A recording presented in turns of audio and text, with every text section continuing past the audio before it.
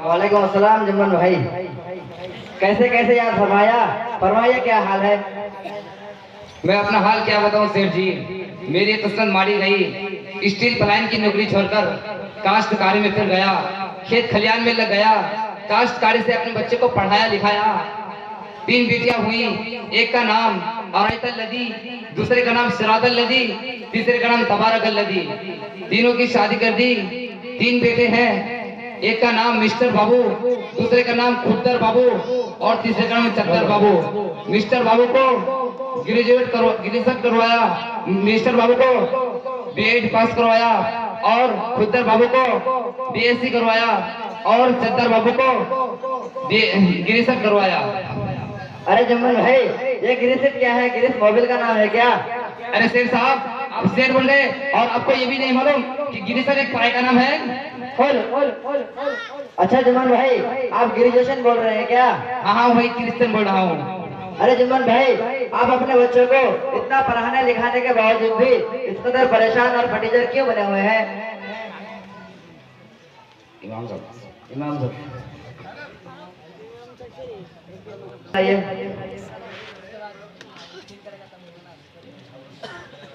वालेकुम अस्सलाम व रहमतुल्लाहि व बरकातुहू।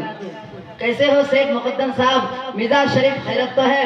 जुम्मन चाचा से गहरी गुफ्तगू है या कोई खास बात है क्या? खास बात क्या होगी इमाम साहब? बस यही कि एक जमाने के बाद भाई जुम्मन से मुलाकात हुई, लेकिन उनके खस्ता हाली को देखकर मुझे बड़ा अफसोस हो रहा है। तो यही मैं उनसे दरियाफ्त कर रहा था कि जुम्मन भाई, आप इस कदर परेशान और फटीचर क्यों बने हुए हैं? जुम्मन भाई, आप ही बोलिए ना। क्या बताइए शेर जी, बीवी मर गई, जमीन जायदाद बेच करके बेटी सर की शादी कर दी। अब सोचा था कि मिस्टर बाबू को बीएड पास करवाया है, उनकी शादी में 4-5 लाख रुपए आ जाएगा और खुद्दर बाबू को बीएससी एमएससी करवाया है, उनकी शादी में 5-7 लाख रुपए हाथ लगेगा। दोनों की शादी कर दी, मगर दोनों समझी जो कमजोर और जालिम निकला, कुछ नहीं दिया। अब तीसरा बेटा चद्दर बाबू जो ग्रेजुएट किया हुआ है, उनकी शादी में बनवाड़ी के झगरू मियां की बेटी से तय कर दी है, लेकिन इस दफा हमने बाज़ाब्ता डिमांड कर दिया है कि मेरा बेटा ग्रेजुएट किया हुआ है, इसलिए आपको गुलेमार गाड़ी और अंगूठी, लोहे का पलंग, सोने की अंगूठी, लोहे का पलंग, अलमारी और एक भैंस और 10 लाख रुपए नकद देना होगा। मगर लेकिन ये सब तय होने के बाद लड़की वाला डगर मगर करता है। अच्छा जुम्मन भाई, डगर मगर यानी टाल मटोल कर रहा है, उसका मोबाइल नंबर दो तो जरा। जी मोबाइल तो है, लेकिन नंबर याद नहीं। दादा जान, मुझे याद है, लीजिए सेठ साहब, 9111 92 12 420। हेलो, आप झगड़ू में बोल रहे हैं क्या? मैं सेठ मुकद्दर खान जी। अरे झगड़ू मियां, तुम जहाँ कहीं भी हो मुझसे मिलो और अभी। जी आ रहा हूँ। अस्सलामु अलैकुम व रहमतुल्लाहि व बरकातुहू। वालेकुम अस्सलाम। कहो, कहाँ गए थे झगड़ू मियां? सेठ साहब, दरअसल बात यह है कि मेरे बेटे की शादी उनके बेटे के साथ तारीख 32 मई 6261 रोज बुधवार को होने वाली है। इसी पुत्री की शादी के लिए परेशान हूँ। क्या बताए, 3 लड़के, एक का नाम कलवा, दूसरे का नाम हलवा, तीसरे का नाम जलवा।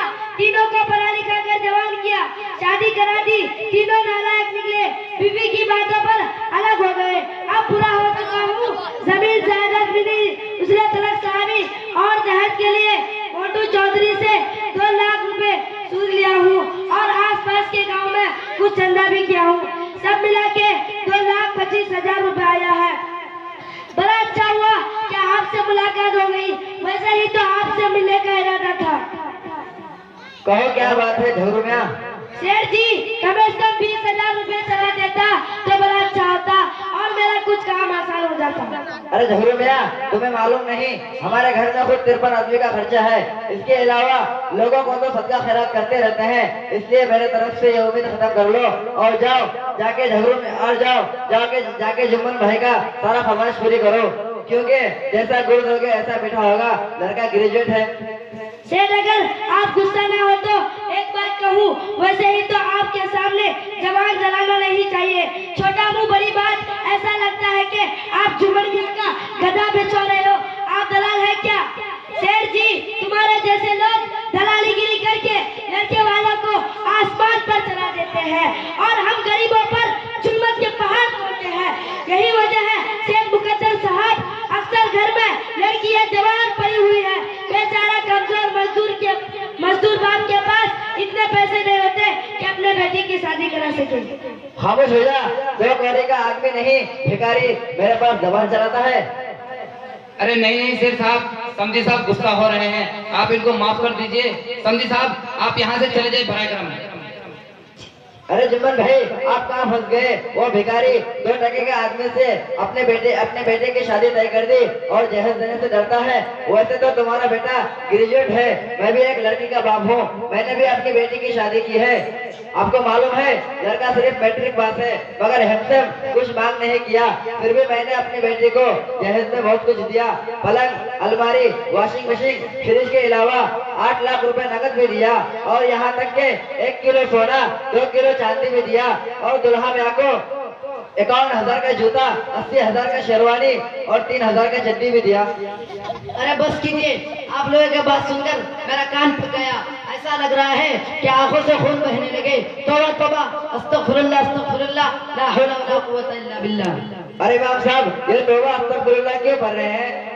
सेठ मुकद्दर खान, आपकी बात तो ठीक है कि अल्लाह ताला आपको नवाजा है, तो खुशी से अपनी बेटी को जहेज में बहुत कुछ दिया और ये सुन्नत भी है। हुजूर सल्लल्लाहु अलैहि वसल्लम ने अपनी बेटी को जहेज दिया था और ये जुम्मन मियां जो तिलक सलामी और जहेज की मांग कर रहे हैं, सरासर हराम है, बेटी वालों पर जुल्म है। तिलक सलामी और जहेज बिल्कुल नाजायज है। दादाजान, एक हमारे उस्ताद सबक के दौरान फरमा रहे थे, इस जमाने में कि लड़का वाला तिलक सलामी और जहेज का मुतालबा करके लड़की वालों पर जुल्म करता है, लेकिन बाद लड़की वाला इतना शिरक हो जाते हैं कि झूठी शोहरत और नाम नमूद के लिए इतना खर्च करते हैं कि लड़की वाले इनको देखकर गरीब मिस्कीन अपनी गरीबी को सोचते हैं और अंदर अंदर से दिल फट जाता है और अल्लाह की नाशुक्री पे आमादा हो जाते हैं।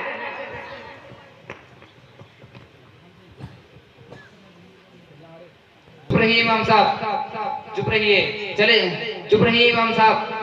बड़े आधे समझाने वाले दूसरे को समझाते हैं और अपने को भूल जाते हैं।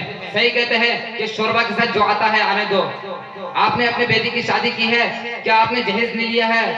ये लड़की वाले पर जुल्म नहीं तो और क्या है? आपको मालूम नहीं कि आपका बेटा ना BA पास ना CA पास, 5 क्लास में 3 बार फेल, सिर्फ आपका बेटा हाल पास।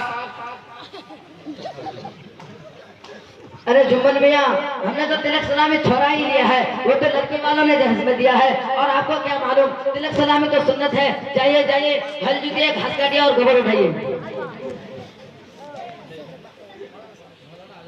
मौलवी साहब,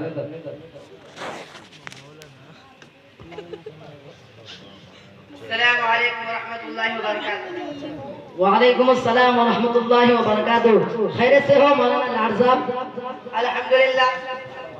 अल्हम्दुलिल्लाह खैर तो है, लेकिन ये बहस व मबाहिस कैसे चल रहा है? बस यही कि जुम्मन चाचा अपने बेटे की शादी करा रहे हैं और तिलक सलामी जहेज वगैरह के बेजा मांग कर रहे हैं, जो सरासर हराम है। यही उनको समझा रहा हूँ तो खिसियाने बिल्ली खंबा नूचे हम पर बरस गए हैं। कहते हैं कि आपने अपने लड़के के लिए जहेज लिया, अगर हमने ले लिया तो कौन सा गलत कर दिया है? जहेज तो सुन्नत है, तिलक सलामी क्या नाजायज है? बताइए आप भी। इमाम साहब, तिलक सलामी हो या जहेज सब नाजायज है। जहेज एक ऐसी लानत है, उसकी वजह से हमारे खानदान बर्बाद हो रहे हैं। आपस में अदावत, नफरत और दुश्मनी फैल रही है।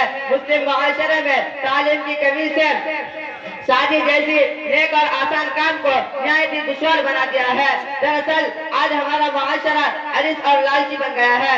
बस औकात वालिदैन के पास अगर जहेज देने की ताकत ना होती तो बेटी खुदकुशी करने पर मजबूर हो जाती है। बस कीजिए, बस आपकी स्टेज पर धुआंधार तकरीर हुई, जरा जमीन पर उतर के देखिए और अपने गरीबान को झाँक कर देखिए। यकीनन आप एक बड़े आलिम है और आपका लड़का मौलाना चांद मियां भी आलिम है और आपने मौलाना चांद मियां के शादी में 3 लाख नकद और 1 मोटरसाइकिल लिया है।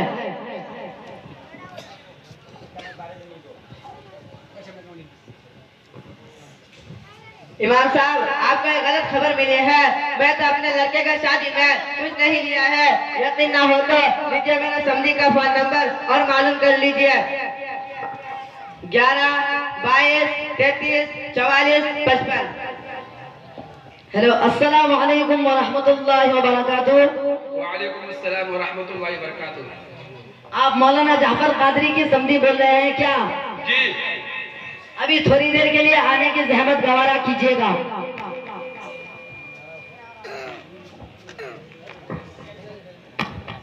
जी मैं आ रहा हूँ।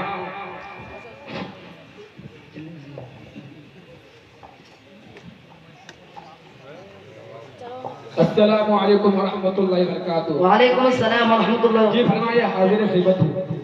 बस आपसे इतनी सी बात मालूम करनी है कि आपके समधी मौलाना जाफर साहब ने अपने बेटे की शादी में आपसे तिलक सलामी की मांग की है या नहीं?